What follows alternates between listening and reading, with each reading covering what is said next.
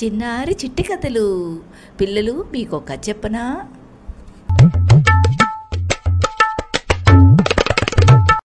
అనగనగా ఒక ఊళ్ళో ఓ చెట్టు మీద కాకి, పిచ్చుక గూళ్ళు కట్టుకొని నివసిస్తూ ఉంటాయి.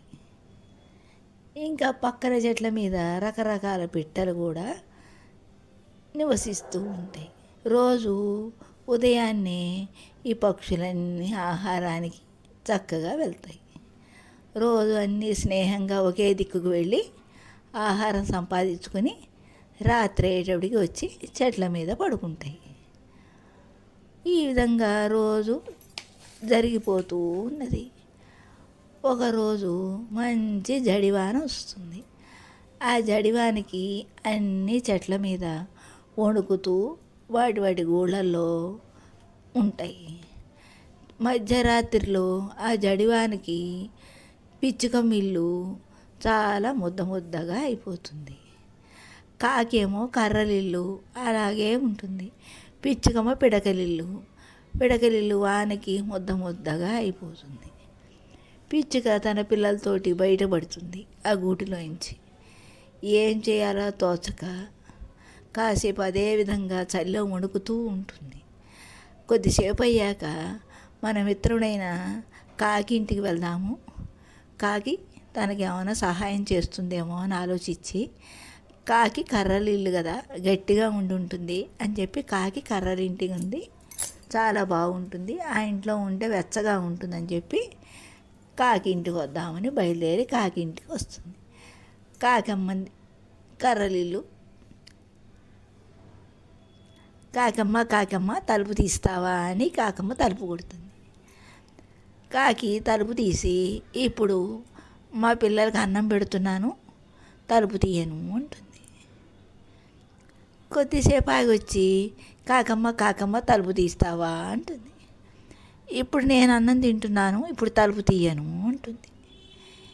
ఈ విధంగా 2 సార్లు తలుపు కొట్టినా తీయకపోయేటప్పటికి ఏం చేయాలి, ఇంకోళ్ళ ఇంటికి వెళ్దామా అని ఆలోచిస్తూ ఉంటుంది. మళ్ళీ కొద్దిసేపు ఆగి వచ్చి కాకమ్మ తలుపు తీస్తావా, వాళ్ళలో వణక లేకుండా ఉన్నాము మేము, మీ ఇంట్లో కస్తార దాచుకుంటాము అని అంటుంది. అప్పుడు కాకి సరే అని తలుపు తీస్తుంది. తలుపు తీసి ఈ వడ్ల బస్తాలో కూర్చో అని చెప్తుంది. సరే కదా అని తెల్లవారేదాకా పిచ్చుక ఆ వడ్ల బస్తాలోనే కూర్చుని స్థిమితంగా నిద్రపోతుంది. తెల్లవారాక కాకమ్మకి చెప్పి పిచ్చుక వెళ్ళిపోయి ఒక చెట్టు మీద కూర్చుని ఎటు వెళ్ళలేక ఏమి చేయలేక ఏమి తోచుబాటు కాక ఏం చేయాలో తలపోక ఆ చెట్టు మీద ఉంటూ ఉంటుంది. రోజులాగానే పిట్టలన్నీ లేచి వాటి ఆహారానికి వెళ్ళిపోతాయి. అది ఏం చేయాలో పిల్లల్ని ఎక్కడ ఉంచాలో తెలియక అదే విధంగా ఆ చెట్టు మీద కూర్చుని ఉంటుంది.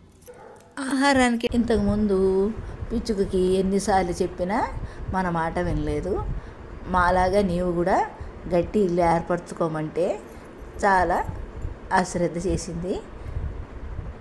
దాని పిడకలిల్లు ఏదైనా చిన్న వాన వచ్చినా కూడా తట్టుకోదని చెప్పాము, కానీ మన మాట ఎప్పుడు వినకుండా బద్దకిచ్చి ఊరుకుంది. ఇప్పుడు ఇంత కష్టం వచ్చింది, ఈ కష్టంలో మనం ఎందుకు దానికి సహాయం చేయాలి అని అన్ని పిట్టలు తలంచి వాటిపాటికి అవి మౌనంగా ఉన్నాయి. పిట్టల గుంపులో ఉన్న కాకి మటుకు అయ్యో ఇన్నాళ్ళు మనతో ఎంతో స్నేహంగా ఉన్నది, మన మిత్రునికి సహాయం చేయడం మనకు కర్తవ్యం అని తరించి కాకి పిచ్చుక గురించి ఆలోచించడం మొదలుపెట్టింది. పిచ్చుకి ఎట్టయినా ఒక ఇల్లు ఏర్పాటు చేయాలి అని చెప్పి రోజు పిచ్చుక దగ్గరికి వెళ్ళి అడగటం మొదలుపెట్టింది. అడగస్తురాలైన ఓ పిచ్చుకని చూసి ఆ చెట్టు మీద కూర్చున్న దానిని చలికి వణుకుతోంది, ఇంతలో ఏదో ఒక సహాయం చేస్తే బాగుండు అని కాకి వచ్చి మిత్రమా, నీకు నేను గూడు కట్టేందుకు కాస్త సహాయం చేస్తాను, వస్తావా అని అడుగుతుంది. అప్పుడు పిచ్చుక, మిత్రమా నేనే గూడు కట్టుకోలేదు, నీకు సాయం ఎందుకు చేస్తాను అని అడుగుతుంది. కష్టపడటం నా వల్ల కాదని తెలుసు కదా, అయినా ఆహారానికి కూడా వెళ్ళకుండా నేను ఇక్కడే ఉన్నాను, నాకు చాలా నీరసంగా ఉంది అంటుంది. కాకి ఏమంటుందంటే, నాకు సాయం చేసావంటే వారం రోజులు నీకు ఆహారం కూడా తెచ్చిస్తాను. అప్పుడు పిచ్చుక ఏమనుకుంటుందంటే, ఇదేదో చాలా బాగుంది, మనం కష్టపడకుండా ఆహారమే మన ఇంటికి వస్తుంది కదా, భలే ఛాన్స్ దొరికింది, కష్టపడకుండా వారం పాటు ఆహారం ఇంటికే వస్తుంది, ఇక్కడే కూర్చుని నేను పిల్లలు తినొచ్చు కదా అనుకుంటాయి. అప్పుడు పిచ్చిక బాగుంది కదా అని కాకితో పాటు ఎండు పుల్లలు ఈకలు తెచ్చి నేర్పుగా గూడు కట్టడానికి సహాయం చేస్తుంది. కట్టంగా రోజుకో పుల్ల తేవటం, గూడు కట్టడం, కొన్నాళ్ళకి గూడు తయారవుతుంది. ఆ గూడు చూసి కాకి చాలా సంతోషిస్తుంది. ఇప్పుడు పిచ్చిగంటుంది, మిత్రమా నీకు గూడు ఉంది కదా, మళ్ళీ ఇంకో గూడు ఏం చేసుకుంటావు? ఆహాహా, ఈ గూడు నా కోసం కాదు అంటుంది కాకి. మరి ఎవరి కోసం అంటుంది. వానలో తడిసిపోయింది కదా, నీకు గూడు కట్టిద్దామని ఇట్లా చేశాను, నీకోసం అంటే నువ్వు రావు కదా, అందుకోసమని ఈ విధంగా ఆలోచించి నీకు గూడు తయారు చేసేట్టు చేశాను. చలికి వానకి వణుకుతున్నావు, నీ పిల్లలు నువ్వు ఇబ్బంది పడుతున్నావు కదా, నేను గమనించి ఈ విధంగా చేశాను అంటుంది. అప్పుడు పిచ్చుకంటుంది, నీ పుణ్యమా అని నాకు గూడు ఏర్పడింది, నాలో ఉన్న బద్ధకం కూడా పోయింది, ఇవాళ నుంచి నేను కూడా ఆహారానికి వెళ్తాను అంటుంది. చలికి వానకి ఎంతకో నువ్వు ఇబ్బంది పడుతున్నావు అన్నది కాకి.